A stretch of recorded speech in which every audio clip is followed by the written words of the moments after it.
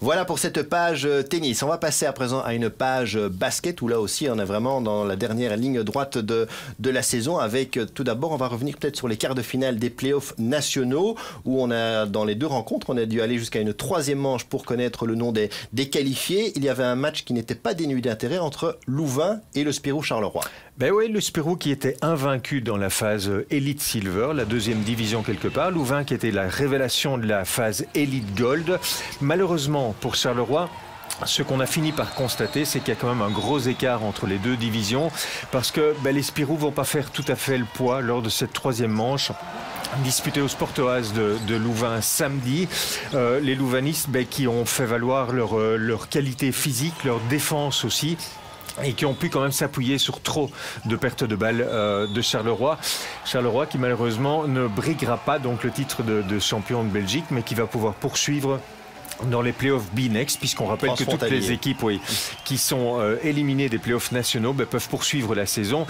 Et c'est donc Louvain qui poursuit cette belle saison en se hissant en demi-finale des playoffs. C'est quand même une grosse surprise. C'est la première fois dans l'histoire du club.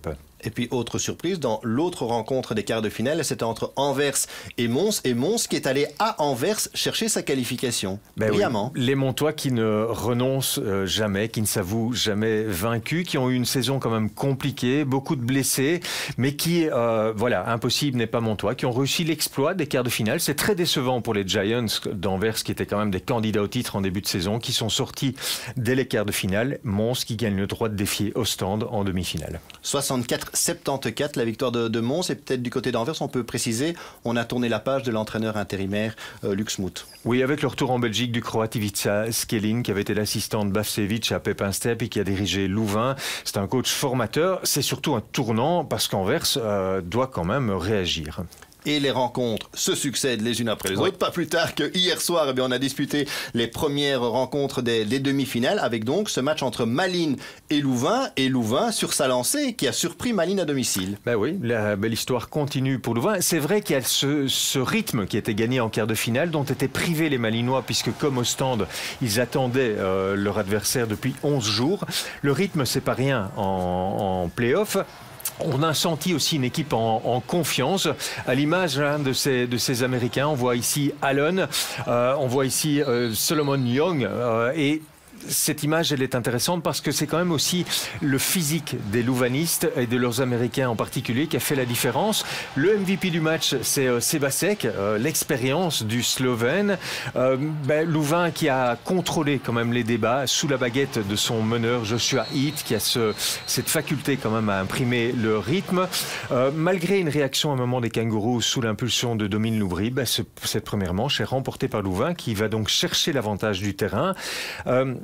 La limite, confiance, hein. Oui, et la limite des Louvanistes, c'est la profondeur de banc. Et donc j'ai l'impression qu'ils doivent gagner jeudi la deuxième manche à domicile. S'ils mènent 2-0, puisqu'en demi-finale, c'est au best of 5, c'est-à-dire le premier à 3 victoires, je pense qu'ils auront pris une sérieuse option sur une place en finale.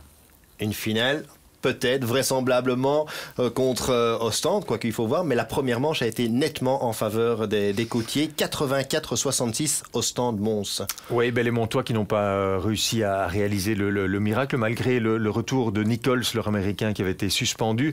Là, je pense que la victoire, elle est nécessaire, indispensable, jeudi pour les Montois, parce que s'ils sont menés 2-0, ça va quand même être très compliqué contre l'Armada ostendaise qui vise le titre, évidemment.